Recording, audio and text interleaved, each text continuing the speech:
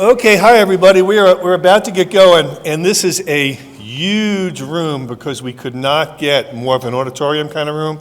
And I really never like it when people tell me when I'm sitting and I'm all comfortable and people ask me to move and squeeze in, but I'm really going to ask. It would be very helpful to our speaker, and I think for everybody, if we could kind of squeeze in here towards the middle, and that really kind of means you guys who are like hiding way back there in the corner by the door who haven't gotten up yet and are still looking at me.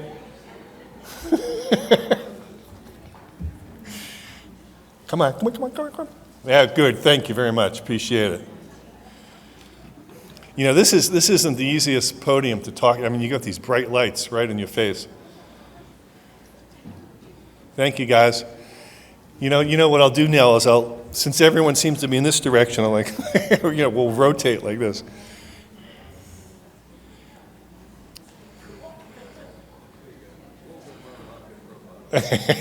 Yeah, I have a great profile. It's a Roman-esque nose. All right. Well, thank you everybody for being here. And let me grab the book. Can I have the book?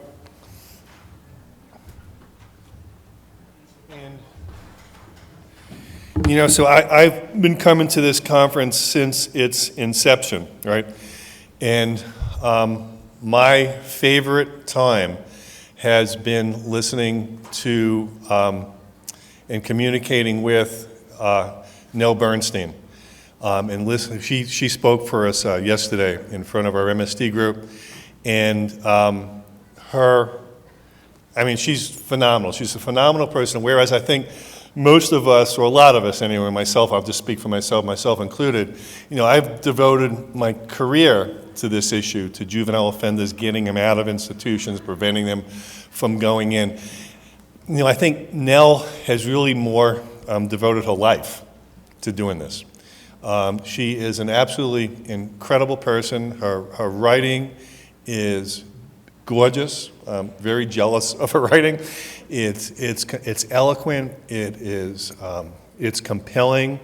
And she, in this volume here, which is available, and I think she's going to do signings, and we'll do signings after this meeting. Burning Down the House is just a phenomenal piece of work that just so makes the case for shutting down, and we mean kind of shutting down juvenile prisons. And she'll talk about maybe the euphemisms, but there are many euphemisms that are being used for prisons, training schools, campuses, and so on and so forth. But we're really talking about taking kids and the situation where kids are taken out of their homes, out of their schools, out of their communities, and placed in facilities that are often dangerous and certainly don't end up more often than not doing more harm than good. So I am very honored and pleased to introduce Nell.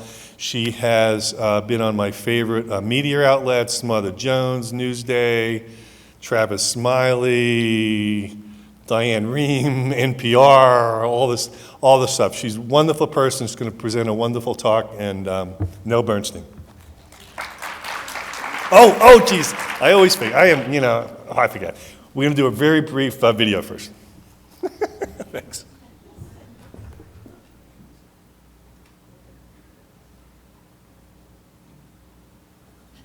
The book Burning Down the House, I think the best way that I would describe it is it tells the stories behind those pictures, and it tells the stories behind the data. The kids, who are always the most powerful voices, the survivors of youth incarceration, are really who's front and center in this book. Burning Down the House, Nell Bernstein. The book is children's stories, and that's what I'm going to share with you today. The biggest revelation for me in learning the history of the juvenile justice system was that there was never a moment when we went off course. There's this idea that we once had a golden age of rehabilitation, and over the years, the system became punitive. But it turns out it was a punitive, abusive system from day one. The greatest predictor that a particular individual is going to be arrested and incarcerated as an adult is juvenile incarceration. The common theme that ran through everybody's description of being incarcerated was dehumanization. Over and over, kids said things like, treated like an animal, I felt like an animal. The physical atmosphere, the coils of razor wire, the sort of chilly, minimalist environment, very bare, concrete bunk, metal toilet, everything about it conveyed that message that you were an animal in a cage. I hate to see you like this. You want grandma to come see you? They gonna think that you just try to help people. It's gonna help everybody. This, For real. I know it don't. It's make people crazy. So one of the arguments for sending young kids to juvenile facilities is that they will get services there with mental health issues, with drug issues, with problems they're having in school. I mean, the disconnect there is so immense. Education is usually pretty minimal. I think a third of kids end up in solitary at some point where they literally get a worksheet slipped under the door. Mental health services aside, being incarcerated is incredibly damaging to your mental health. And again, solitary confinement is tremendously destructive to a kid's mental health. You know, so that's the gap between what we think we're doing and what we're doing. So many kids have been through so much trauma when they go in that they're very often re-traumatized. A lot of suicide attempts, a fair number of successful suicides, but beyond that, many went in having experienced some pretty significant trauma and came out with full-blown PTSD. Hold on, listen to what I'm telling you. Listen to what I'm telling you. You're charged with two things: possession of marijuana and resisting arrest. I don't want to be. I just spent the year of my life incarcerated. Okay, well, calm down first of all. When I told people I was writing a book that would make an argument against juvenile prisons, the main thing I heard was, well, where are you going to put them instead? I think put them is our mentality. And that really made me ask, is there any value to incarcerating a kid? Once they leave their room from SAG and once they come into their cell, they're shackled and handcuffed. So it's a secured movement from to anywhere they go, it's always secured. I think I mentioned earlier that juvenile incarceration is the greatest predictor of adult incarceration. It doubles the chances that an individual will go on to be an adult criminal. And if that's so, there's no other logical conclusion than putting kids in juvenile prisons is a real threat to public safety. So with a very few exceptions, I ended up believing no.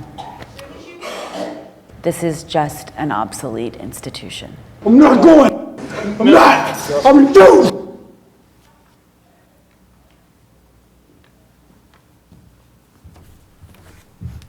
Hi, and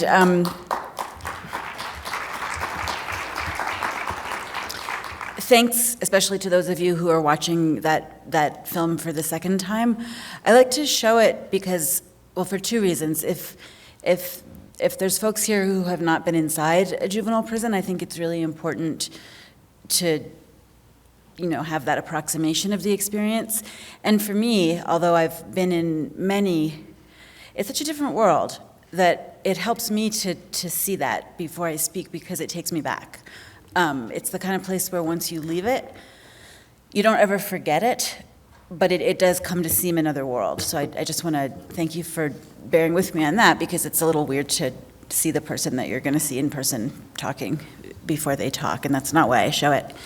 But there was something that I mentioned briefly in the video that I want to talk about in a little more depth because I've been talking about this book for, I think, a year and a half now.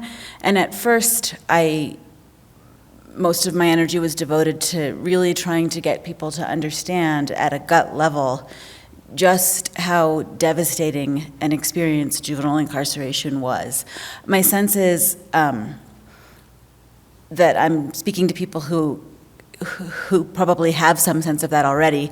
The other thing is, there's been a lot more talk about that at the national level. So I want to go a little deeper tonight and try to figure out why is it that although we know it doesn't keep us any safer, we know it damages children, we still, despite some real progress, rely on incarceration as our default response. And I think, as I watched that video, I think it goes back to the word put.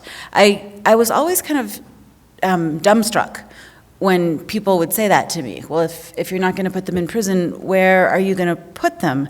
Because I think there's such a deeply ingrained assumption in our culture that when a child does something that we don't want him to do, the default response should be to put him somewhere. And the more I thought about it, I realized it goes much deeper than juvenile incarceration.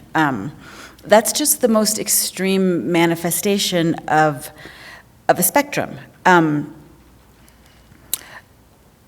I think we need to move away from the notion of isolation as the cure for problems that really cry out for connection and attachment. But I don't think that's going to be an easy shift for me to make. And I say that as a reporter, but also as a parent. And in fact, it's been a kind of a parallel journey for me, because when I started reporting my first book, which is about children whose parents are incarcerated, I was pregnant with twins when I was going into the prisons. And when I published this second book, those twins were teenagers themselves. So I was in the process of raising teenagers.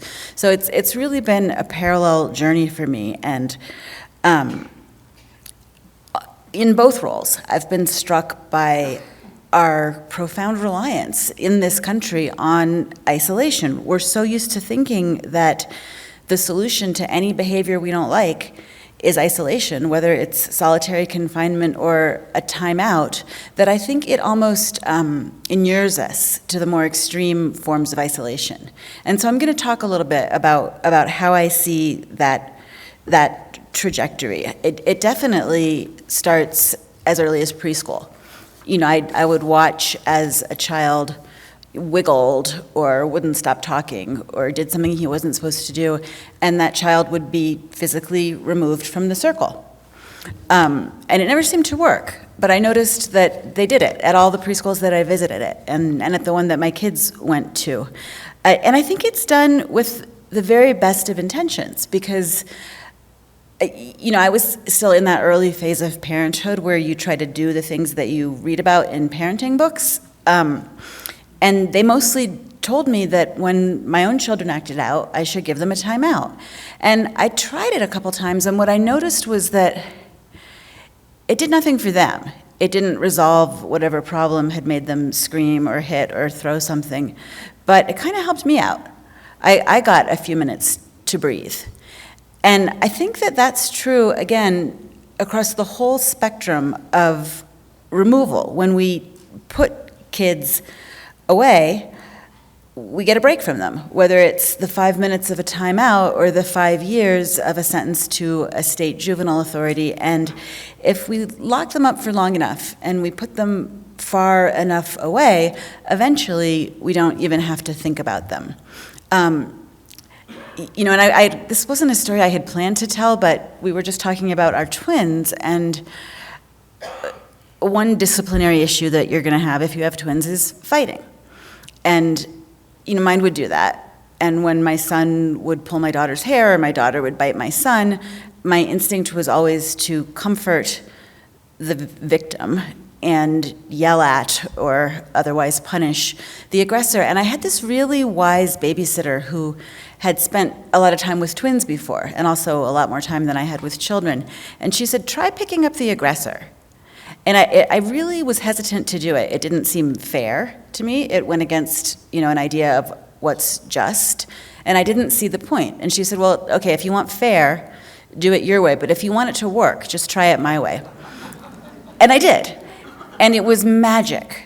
It was always a fight situation, because it always turned out that the kid who had been the most aggressive was the one who was crying out the most loudly for attention. And I think that remains true, probably throughout our lives. So I think we need to think about that. Do we want fair? And what do we mean by that? Is that really a notion that has to do with justice or with punishment? Or do we want to do what works? Because right now we're definitely not doing what works. So just stick with me a little bit. So that wiggly kid goes on to elementary school, right? And keeps wiggling. So the next thing that we're going to do is suspend her, put her out of the school physically. And what does that do? Well, it gives the teacher and maybe her classmates a little bit of breathing room, helps them. Doesn't help that kid. The problem escalates. By the time he or she is in middle school or high school, it's probably become expulsion, which, I mean, think about that word. You're literally like a projectile being pushed out of the institution that is meant to hold our children. And it's a very easy move from there to juvenile incarceration. So putting leads to putting, expelling leads to expelling, incarceration leads to incarceration. There's no evidence that it works, and yet we continue with it. It kind of reminds me of, I used to have a real problem with migraines, and the doctors would give me a medication to try to prevent them. Never worked. The side effects were always awful, and when I would come back and say that, they would double the dose. And I think that's the same mentality that we use with incarceration. But I think there's also an important question behind the question, where do we put them? And that's an honest question, which is, what do we do? What do we do when a child or an adolescent does something that harms others or is in other ways unacceptable to us? And that's a question worth asking. If the question is, what can we do that will keep us safe and enhance that child's life chances? That's a question worth asking, and I think that's the question that you folks ask every day. So I'm not going to spend too much time asking the question or even trying to answer it, but trying to figure out why the rest of us haven't learned to prioritize models that focus on connection rather than isolation. And I'm going to try to leave some time to talk with you about it, because it's something I've been struggling with for years, and I want some answers. So be prepared. I think that the evidence-based models that we're all here this week to study and to celebrate are sort of the mirror image of what I would call a vengeance-based model. Because I think the other thing that we get from putting kids places, I wasn't sure if I was supposed to sing in that moment. That wasn't going to happen. The other thing that we get besides a little distance from them is that righteous feeling. Somebody's getting their just desserts. And again, the question is, that does something for us, but does it do anything for kids? When they get not what they need, but what they deserve, when they pay for their acts in the currency of time. And because they're children, because they're adolescents, that's time they will never, ever get back. And I'm not a fatalist when it comes to the question of rehabilitation. I've seen kids make tremendous journeys in their lives. But even when there's healing in the aftermath of trauma, and I'm talking here about the trauma of incarceration itself, the little bit of what you saw, there's healing, but there's scars. There's no such thing as a do-over when it comes to growing up. So I really think that we need to get it right with these kids in the time that they have to grow up. I think if I had to summarize my book in a few words, those words would be, rehabilitation happens in the context of relationship. And at this point, there's mountains of research to substantiate that. I'm guessing that you all are more familiar with that research than I am, so I'm not going to barrage you with studies. I'm just going to mention one that you might not have seen. I only saw it recently, and it's very broad. It's some data that came out of the Harvard Grant Study, which followed a group of Harvard undergraduates for 75 years. And they recently released some data that's broad, but I think relevant. So they made the the sweeping claim to have found the secret to a happy and fulfilling life. And as a freelancer, I kind of pictured women's magazines editors everywhere just handing in their notice now that Harvard had figured that out, because no more Oprah. But they had figured out the secret to a happy and fulfilling life, and it's not going to surprise you. It's the same thing that poets and pop singers have been telling us all along. It's love. It's solid, lasting, trusting relationships. And again, this is according to the longest study of human development ever undertaken. That's the best predictor of everything we want for our children, everything we want for ourselves. In fact, they found that, and I'm going to quote briefly from the study, positive connections to people and to meaningful work trumped making money and other traditional benchmarks of success in terms of happiness and life satisfaction. And these connections become even more important over time. Strong social ties led to reduced stress, longer lives, and improved well-being. And what really struck me was a quote from the lead psychiatrist who had the audacity to say that there were two pillars to life. One is love, he said. The other is finding a way of coping with life that does not push love away. And again, I think that is a wonderful way of looking at the work that many of you are doing, helping kids find ways to cope without pushing love away. So let me reel myself in and come back to my subject, which is the juvenile prison, and try to look at it through that lens. If the first pillar of life is love, I don't think we could find a more effective way of knocking that first pillar out from under kids than by taking them away from their families, their communities, their church, their school, their neighborhood. So that's a done deal. And then there's the second part, the things that keep us open to love throughout our adult lives. Incarceration takes those things away too, and I'm going to go into a little more detail about that later. But the really tragic thing to me was to see how the experience of incarceration, even for a short time, made it much more difficult for kids to cope with life in a way that didn't push love away. So before I kind of leave everybody in total despair, I want to say again that that's where you come in. That's where I'm so glad to be here, because I do think that your work, and not just the work that is directly with justice-involved kids, but across the spectrum, it takes us from a vengeance-based, love-destroying model to one that is the opposite, that's relationship-based, that's connections-based. And so that's why when I look at it, I see models that teach kids how to cope without pushing love away, and that these are also evidence-based. Well, I mean, the fact that it aligns with the Harvard grant study is probably not a coincidence. And I have to say, I've had so many debates about juvenile justice at this point that I can hear the counterpoint in my head. Well, they were looking at Harvard grads, right? Those are the good kids. Those are the ones who made it. This can't be applicable to juvenile delinquents. And my answer to that is to share not a story, although I'm going to go there very soon, but just one more statistic, which I always share.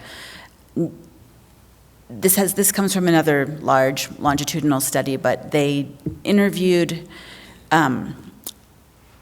adults, actually, across the country, and asked them about their adolescence. And what they found was that roughly 90% acknowledged having done something during their teenage years that was not only against the law, but was serious enough to have led to their incarceration. So we still lock up a lot of kids. We've had a decrease, but we lock up a lot of kids, but we don't lock up 90% of all teenagers. So there's kind of two tracks. What that tells me is that there's not two kinds of kids, there's two tracks. One track is for my kids. It's for white middle-class kids whose misdeeds are allowed to be dealt with by family and community. So I'm talking about before the best intervention. Most kids commit crimes, and in most cases, unless they're Black or brown and poor, those are dealt with by family and community. And what happens in those cases is they grow up. Turns out that's the answer. They grow out of the impulsivity that led them to, steal a car or sell marijuana or whatever it was. They just grow up and grow out of it, unless they're arrested, unless they live in a neighborhood where police are patrolling their street, unless someone on their house is in probation, so police can search their homes.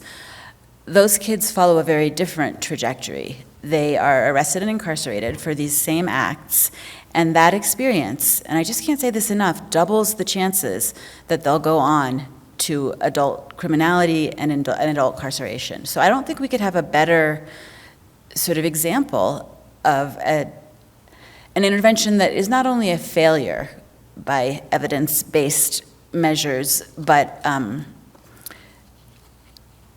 what's the word for something that, I said this yesterday, but iatrogenic, a cure that harms, than juvenile incarceration.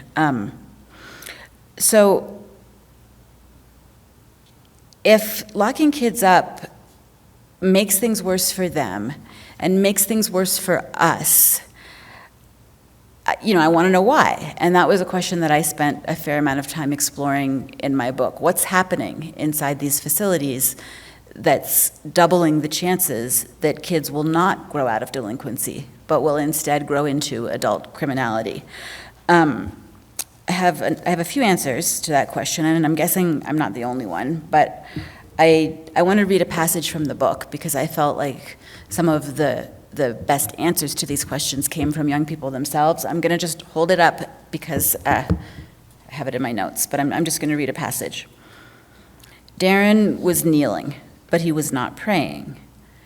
Baptized Catholic and brought up in the church, Darren had turned to his faith to get him through the early years of a decades-long confinement, including months spent on isolation units.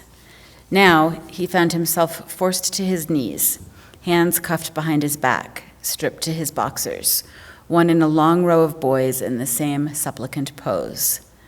They'd be required to hold this position for 2 full weeks, their only respite a daily 3-hour block allotted for sleep and a quick meal, a cheese sandwich, milk, and an egg. Darren had just been transferred from one facility to another when a large-scale fight broke out. No effort was made to distinguish bystanders from those who had joined in. Witness, participant, instigator, it made little difference to those doling out punishment, it seemed to Darren, who had experienced this kind of collective consequence before during the 5 years he'd spent locked up. Once individuality has been successfully eradicated via uniforms, strict schedules, regulation of daily activity, restricted contact with the outside world, and prison-supplied numbers supplanting given names, punishing the many for the sins of the few comes to seem logical, if not essential, to the all-important end of maintaining order. So it was that all the boys in Darren's unit were brought to the gymnasium, stripped to their underwear, and ordered to their knees. They would remain in that posture, bound together in a long row, until the guards chose to release them. Silence was strictly in force. Skip ahead a little here. During Darren's weeks on his knees, the silence made the banter of the guards difficult to ignore. They talk and chat and giggle and joke, he recalled, a slight edge creeping into his otherwise even manner. And you just sit there. I was on my knees for 2 weeks. I lost my religion in there, Darren said. I just stopped believing. Prostrate before grown men, to whom he might as well have been invisible, listening to the guards laugh and joke amongst themselves as their charges knelt before them, visibly suffering, Darren silently sought answers. How can the people here do the things they do to children? He asked the heavens. No answer was forthcoming. He's certainly not the only one asking that heartbreaking and, in his case, heartbroken question. Definitely every child, every young person I met who had been locked away asked that question.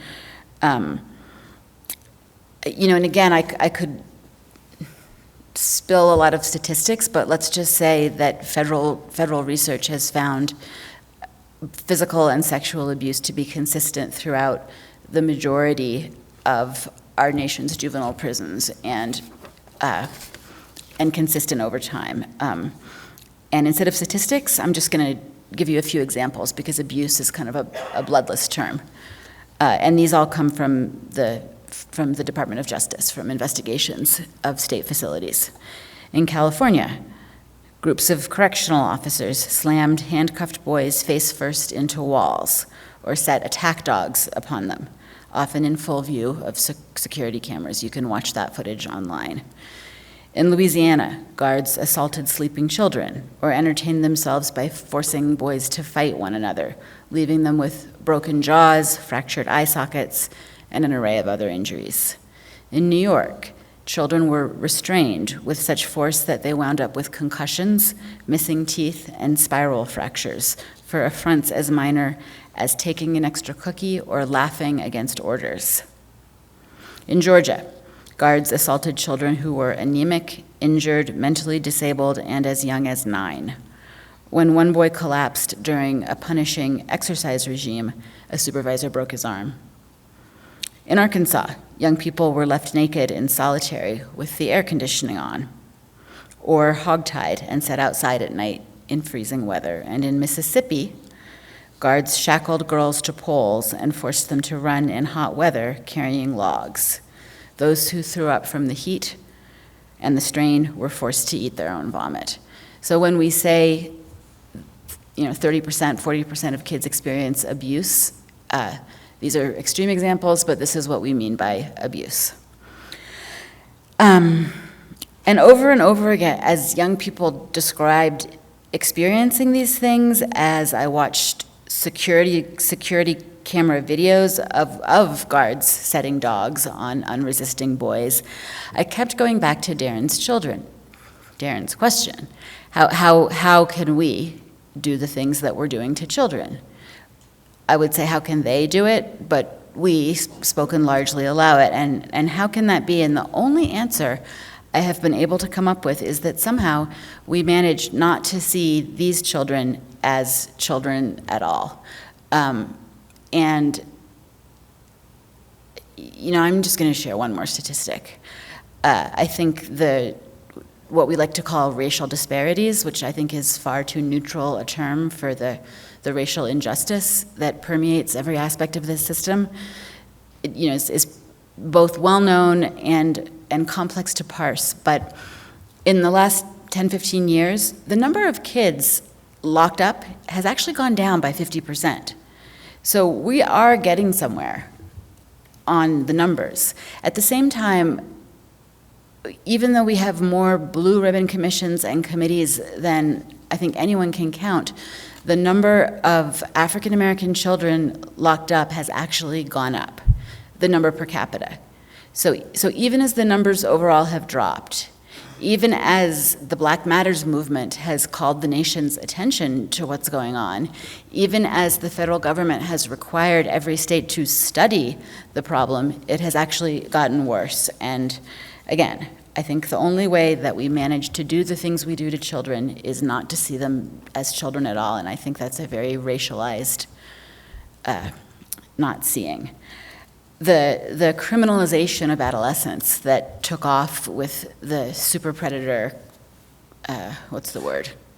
I keep thinking nonsense, but the super predator research in the 80s has made way for an unofficial, still largely unacknowledged, but brutally effective apartheid that has so dehumanized large numbers of poor Black and brown children, has painted them and treated them as so profoundly other that somehow we no longer have to take notice of their fundamental humanity, much less the vulnerability of their years. And the more time I spend behind the walls of our nation's juvenile prisons, the more I came to understand the essential role that these institutions play in perpetuating this apartheid and in ensuring its invisibility, in concealing behind those coils of barbed wire and, as a reporter, behind veils of confidentiality, both some of the most wounded of our children and the further injuries we inflict upon them in the name of the law. We think the walls are there to keep them in. I think they're just as much there to keep us out. Prison dehumanizes in every way. And I started out thinking it was a side effect, but I ended up seeing it as a central function. A child who is forcibly removed from home and society and placed inside a cage gets a powerful message about herself and her place in the world. One young man described the erosion of humanity as he experienced it to me. He said, when you're in a place where you're segregated, ostracized, a physical environment that's corroding, that's dark, that's isolated, all these things do something to your brain, to your psyche, to your self-esteem. It's something that your body internalizes, and it is obviously negative. A place that is dark and eerie, that's something that no human being should adapt to. We're not made to. You're supposed to be out in the sun, for God's sake.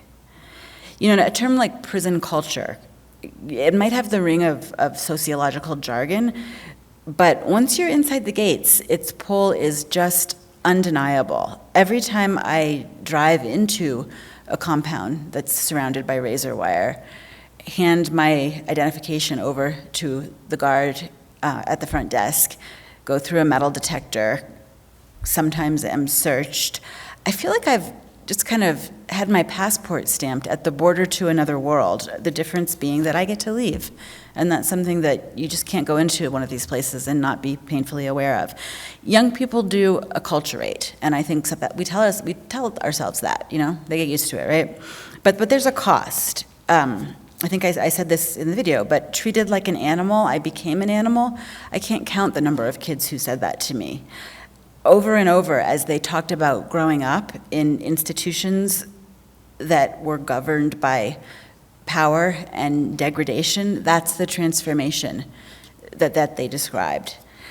You know, and on top of the violence, on top of the chaos, on top of the fear, on top of the humiliation and degradation of incarceration, the defining feature, of course, is isolation.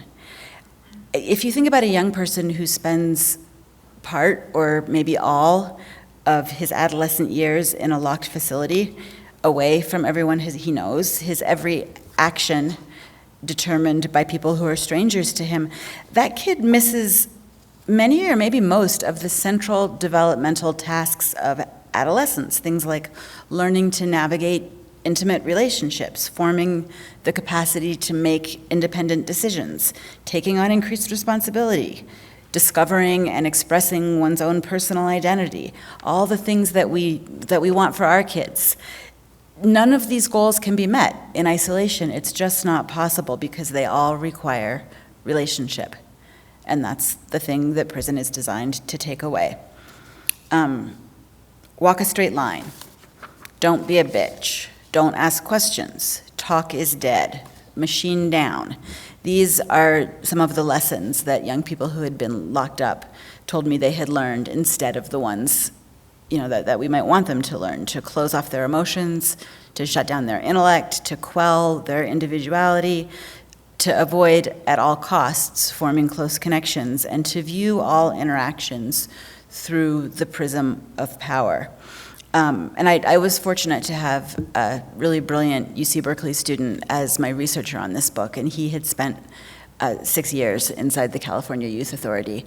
And he talked a lot about how difficult it was for him to shed the habits that he had picked up behind bars. He didn't feel real unless somebody was watching him. He believed he dated domineering women for that reason. He needed to be told what to do. We had some arguments about that one. Although he was, you know, probably the smartest kid in his class, a lot of the time he was afraid to raise his hand because to stand out in any way was dangerous. And even though he knew all this intellectually, you just can't undo 6 years of acculturating that's essential to your survival. And when you watch this sort of wholesale sacrifice of a young person's future, it's all the more tragic because, again, looking around this room, it's so unnecessary. I mean, you guys know this. Models exist that have been carefully designed and extensively studied that improve the prospects of virtually all kids involved in the juvenile justice system, including those, you know this, who have committed some pretty serious acts. And yet we don't use them at nearly the level that we could. When you watch a kid, when you watch an ambitious, lively girl or boy who's got all of the sort of vulnerability and spark and aspiration that mark those adolescent years, when you watch that kid, as I have, unravel behind bars, it's always wrenching.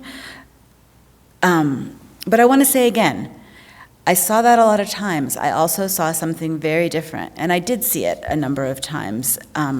Over and over, I did see young people who were quite far along the path to delinquency or criminality turn it around when they had what they needed, when they had the relationships that they needed. And that's why, as I said, if a single theme emerges tonight, it's that rehabilitation, or growing up, whatever you want to call it, happens in the context of relationship. Every study I've seen on the subject bears it out, and so has the life trajectory of every young person I've seen make it, and yet every aspect of our intervention of choice runs counter to this fundamental aspect of human nature. And once you've watched rehabilitation happen a few times, the fact that our default response to a huge range of acting out remains isolation of one form or another and remains at the extreme end incarceration, solitary confinement, it starts to seem a little bit more than counterintuitive. If you look at it through the kids who are consigned to exile when they most need connection, it seems flat out monstrous. And I don't think that there's a reform adequate to remedy a conceptual flaw this fundamental. That's why when people describe my book as an argument for reforming our juvenile prison system, I say no. I thought that it might be going in, but I don't think it can be done. I think the time has come to acknowledge our failures and demonstrate the courage to try something new, which, if you think about it, is exactly what we ask of the kid who leaves prison and is on probation. To leave behind everything he knows, everything he believes, and try something new. And if we can ask it of them, I think we can ask it of ourselves. So I guess I just want to end with another linguistic challenge, a challenge to the notion that the work that you do should be described as an alternative to incarceration. The proven positive, effective interventions that fall under the Blueprint's rubric, I think have to go beyond being seen as sort of boutique alternatives that states, as they often did when I visited, can show off, but it turns out they're using it with 10 or 12 or 20 kids, and the rest are getting the standard intervention. I think it's time for incarceration, which has long been presumptively seen as the norm, against which all alternatives are measured, to be seen itself as the alternative, and to be seen as an alternative that's not only used a lot less frequently than it is today, but to be used only when no other option will keep the public safe, and used with equal measures of caution and sorrow. Didn't mean to end on that kind of a note, but it seems that I have. Thank you. And I did want to leave some time for questions, and also in the hope that you'll have some answers to some of my questions. Because if you don't, I'm not sure who will.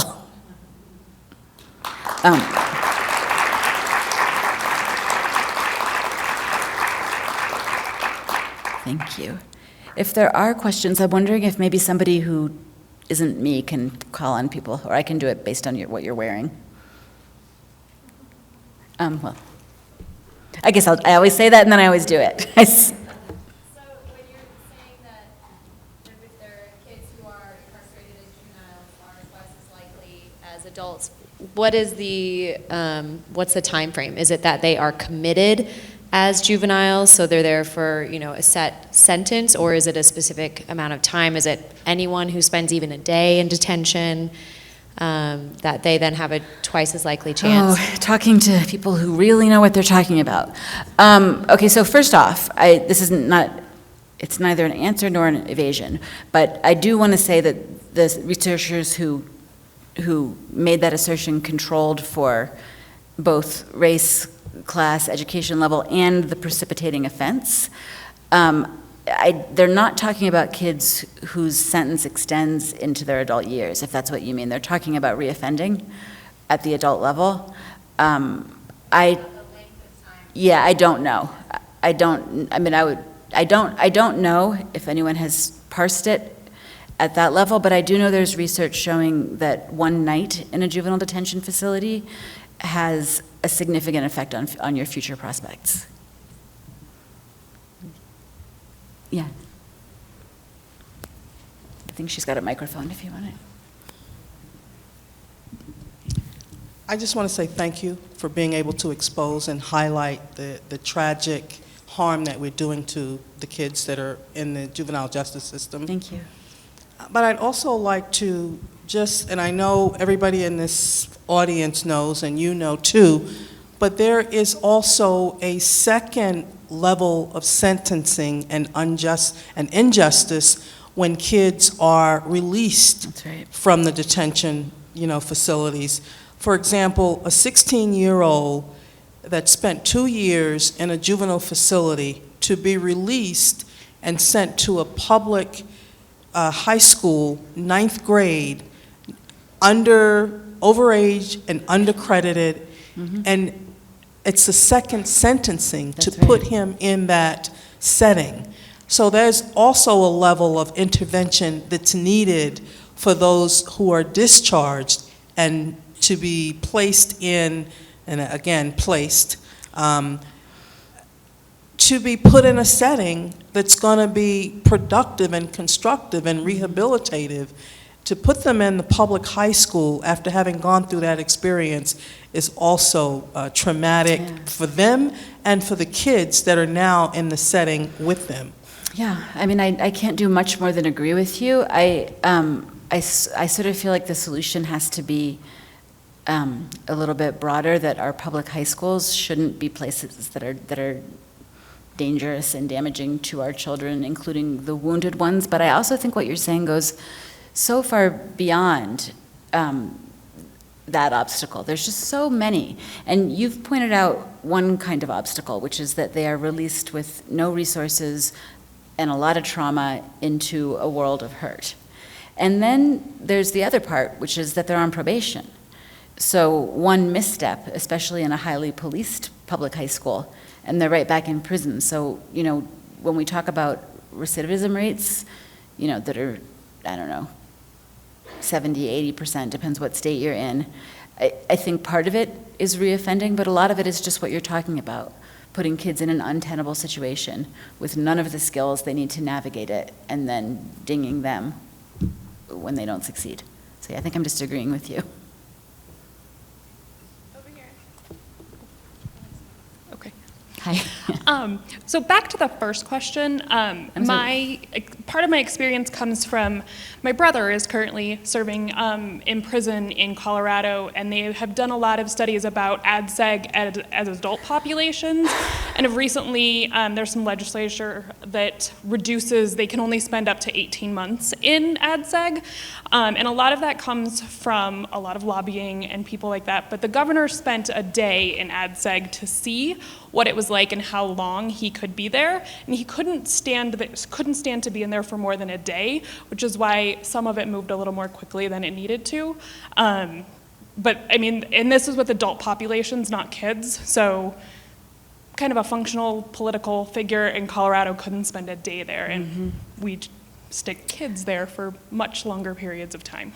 I'm so sorry to hear that that's happening to your brother, Oh. and it makes me crazy.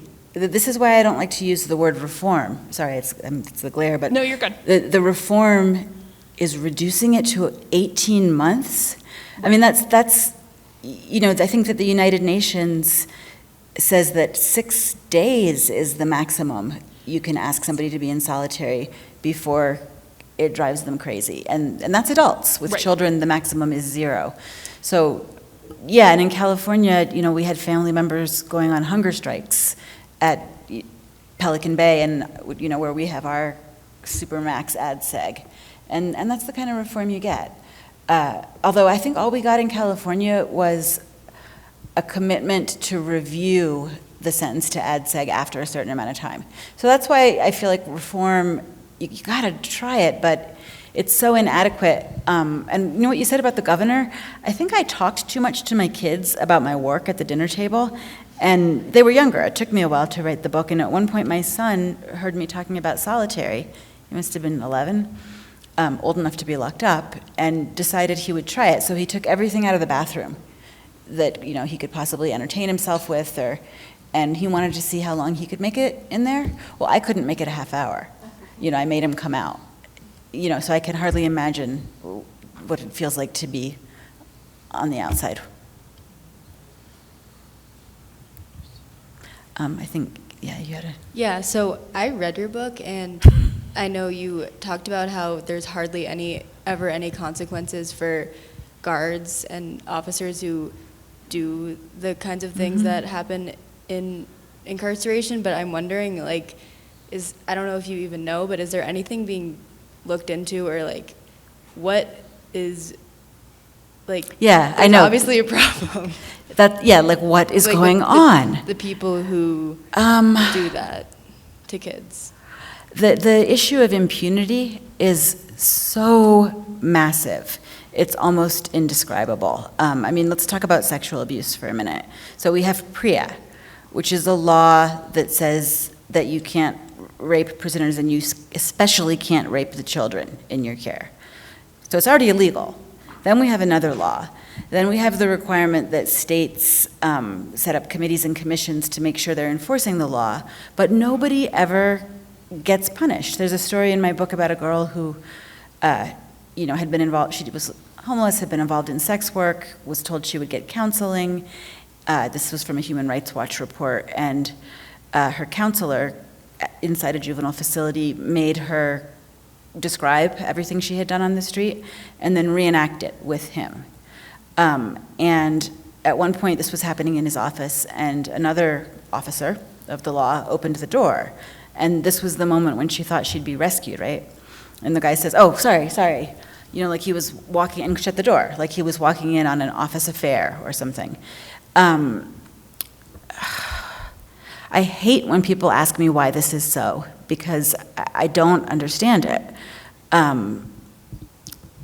That people talk about the police culture of looking out for one another, and I know that exists. I've had prison officials talk about how guards go in with the best of intentions, and I absolutely believe that and saw it over and over, but they also are acculturated into a toxic culture. But I think the bottom line as to why we allow the impunity that we do is, again, that we don't see these kids as truly human.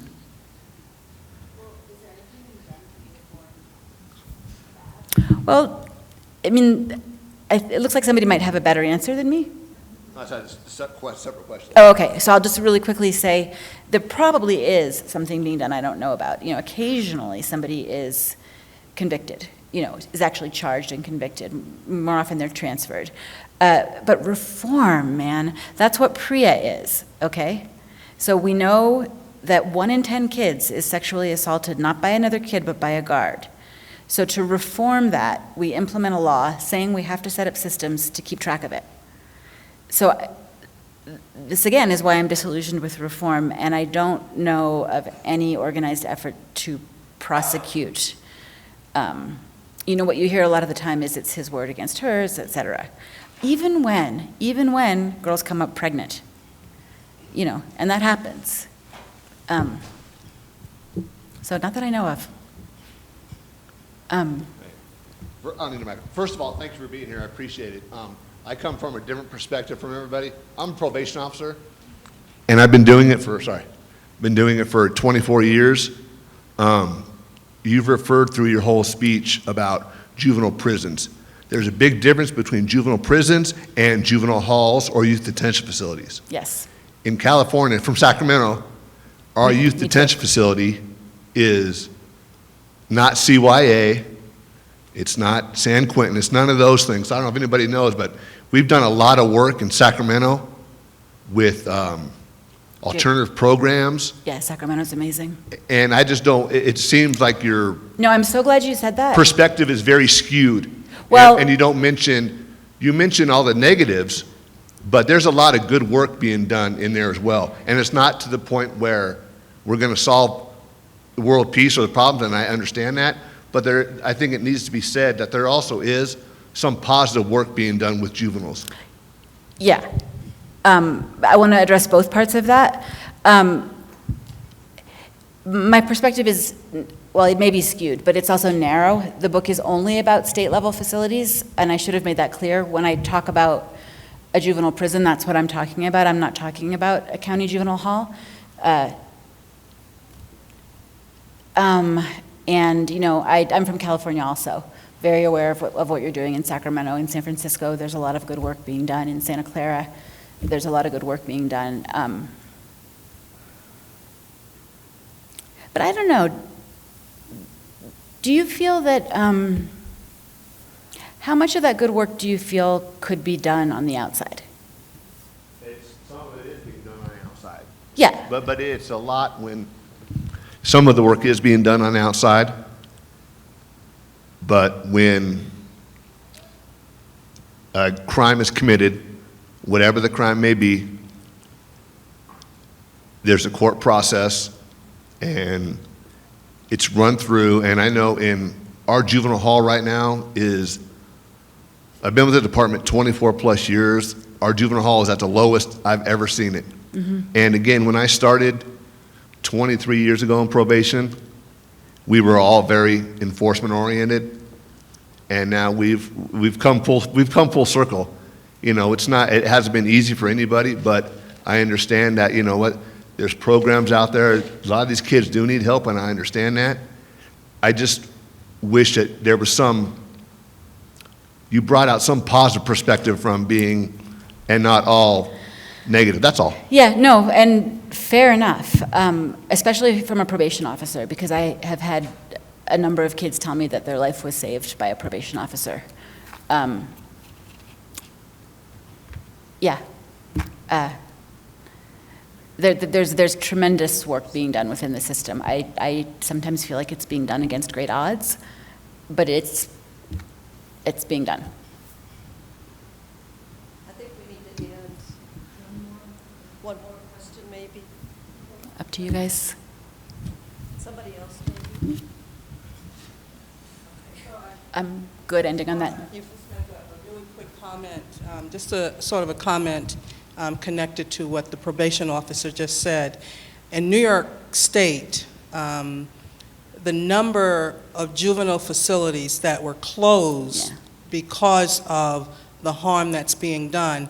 And so while I know that there are areas like Sacramento where they are doing alternatives to incarceration and really doing some good work, and so I speak to that, but at the same time, the entire system is so harmful that we can't even begin to look at the small positives and use those as a measure for what's happening globally within the juvenile system.